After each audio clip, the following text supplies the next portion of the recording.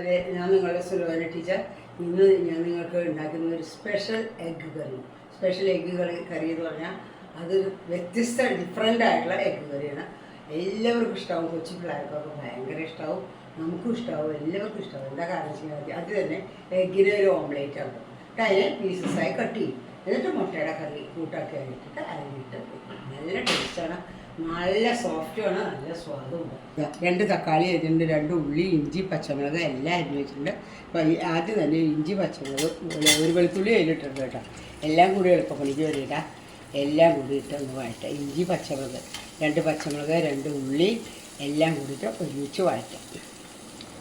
ഇവിടെ എന്നിട്ട് മറ്റേ സൈഡിൽ നമുക്ക് ഓംലേറ്റ് ഉണ്ടാക്കാം. ഓംലേറ്റ് ഉണ്ടാക്കിയിട്ട് അതിനെ നമുക്ക് കൂട്ടാനിൽ ഇട്ടിട്ട് ഭയങ്കര ടേസ്റ്റുള്ള ഓംലേറ്റ് എഗ്ഗ് കറി. 3 മുട്ടയുണ്ട്. 3 മുട്ട ഞാൻ ഉടച്ചതേ വെക്കുന്നത്. അത് ഓംലേറ്റ് ഉണ്ടാക്കാൻ വേണ്ടിയാണ്. ഓംലേറ്റ് എഗ്ഗ് കറിയാണ്.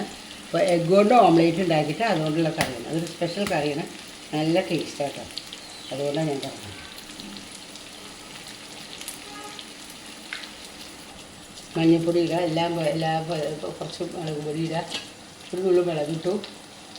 അത് കഴിഞ്ഞ് പിന്നെ കുറച്ച് ഉപ്പിട്ടു. അവിടെ ഉള്ളി മൂത്തുകൊണ്ടിരിക്കണം കേട്ടോ, സവോള മൂത്തുകൊണ്ടിരിക്കണം. കുറച്ച് ഉപ്പിട്ടു. നല്ല പോലെ ഇളക്കി നല്ല പാകം വരണം. ഒരു ബ്രൗൺ കളറാവണം കേട്ടോ. ഒരു പച്ചമുളക് അരിഞ്ഞിട്ടു. അവിടെ ഉള്ളി മൂത്തുകൊണ്ടിരിക്കണം. അപ്പോൾ അതിനിടയ്ക്ക് നമുക്ക് ഓംലേറ്റ് ഉണ്ടാക്കാനുള്ള പരിപാടി നോക്കാം. ഒരു ഉള്ളി ചെറുതാക്കി അരിഞ്ഞു, കൊച്ചായിട്ട് കുഞ്ഞായിട്ട് അരിഞ്ഞില്ല കേട്ടോ. അത്ര മതി. ഇത് ഓക്കെ. കഴിഞ്ഞിട്ട് പിന്നെ ഇഞ്ചി ഒരു കഷ്ണമിട്ട് ചെറിയ പീസസ് ആക്കിയില്ല.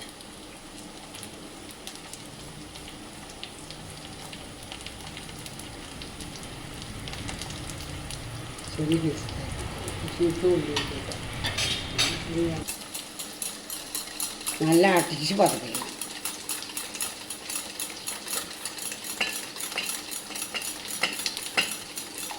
കുരുമുളക് പൊടി ഇടാം.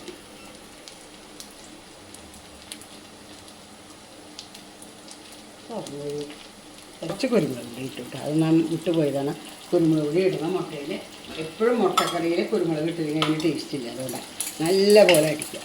അവിടെ ഉള്ളി മൂത്ത് തുടങ്ങി. ഇനി തക്കാളി ഇതിലിടാം.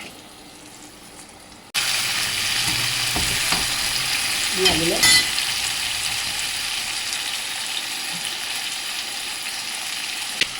രണ്ട് ഏലക്കായി, 2 കരിയാമ്പൂടി ഇടണം കേട്ടോ. ഇത്തിരി പെരിഞ്ചീരകം അരക്കണയിൽ തരണം. ഈ തക്കാളിയുടെ കൂടെ വെച്ച്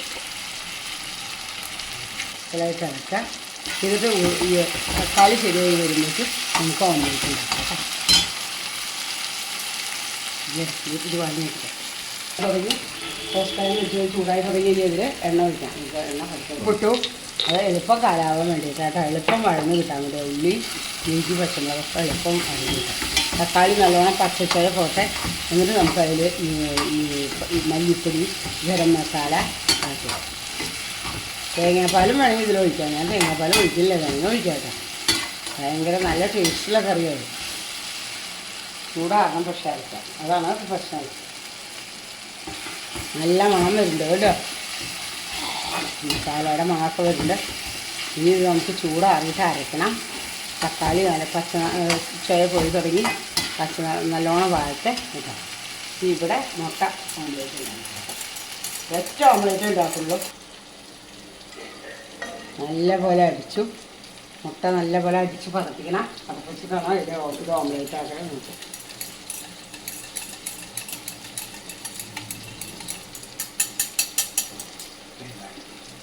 2 ടീസ്പൂൺ കേട്ടോ. കാശ്മീരി ചില്ലി പൗഡറാണ്. 2 ടീസ്പൂൺ ഇട്ടു. ഗരം മസാല 1/2 ടീസ്പൂൺ ഇട്ടു.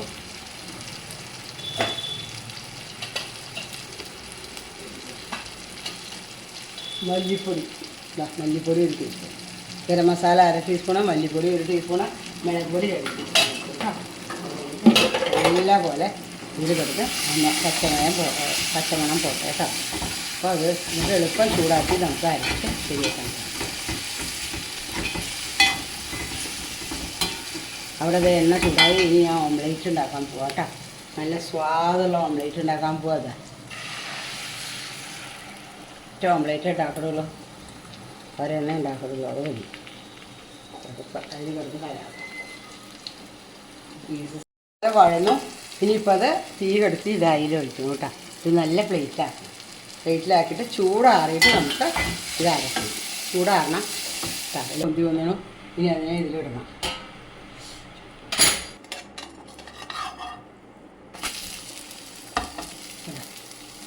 നല്ല ഓംലേറ്റായി. ഇനി ഇതിനെ നമുക്ക് പീസസ് ആക്കണം കേട്ടോ. ഓംലേറ്റ് കഷ്ണങ്ങളാക്കി മുറിക്കണം. പീസസാക്കി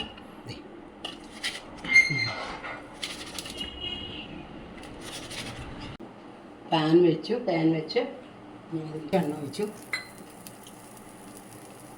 മുട്ടക്കറി ഉണ്ടാക്കട്ടെ. അതിനൊന്നുമില്ല, ഇത് ചൂടാറി ഇനി ഇത് അരക്കട്ടെ. നോക്കും ഇത് ചൂടാറി മുട്ട സർക്കിൾസ് ഉണ്ടാക്കി വെച്ചു. ഇനി മുട്ട ഞാൻ മസാല അരയ്ക്കാൻ പോകാം കേട്ടോ. ഇത് മിക്സിയിൽ അടിക്കണം കേട്ടോ.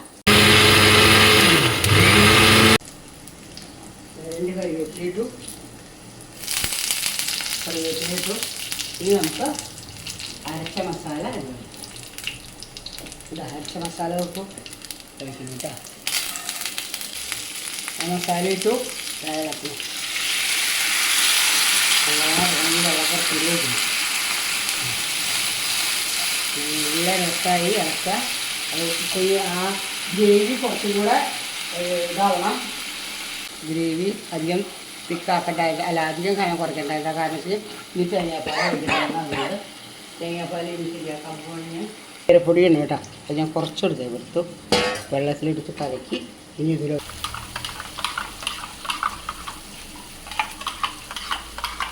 തേങ്ങാപ്പാൽ ഒഴിച്ചു കേട്ടോ. വേണമെങ്കിൽ ഒഴിച്ചാൽ നിർബന്ധമൊന്നുമില്ല. അപ്പോൾ തേങ്ങാപ്പാൽ ഒഴിച്ചാൽ നല്ല ടേസ്റ്റ് ഉണ്ടാവും. അതിന് വേണ്ടിയിട്ടാണ് ഞാൻ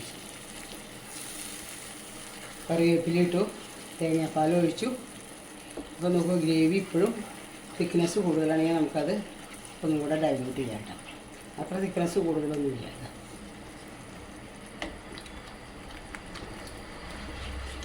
ഓ ഭയങ്കര ടേസ്റ്റാണ് കേട്ടോ. നല്ല ടേസ്റ്റ്, നല്ല സ്വാദം. നിങ്ങളെല്ലാവരും ഇത് ഉണ്ടാക്കി നോക്കണം. എന്താ തിളച്ചു. നമുക്ക് മുട്ട ഓംലേറ്റുകൾ ഇടുന്നു, മുട്ടക്കുട്ടന്മാരെ ഇടുന്നു, മുട്ട സർക്കിളുകളെ ഇടുന്നു.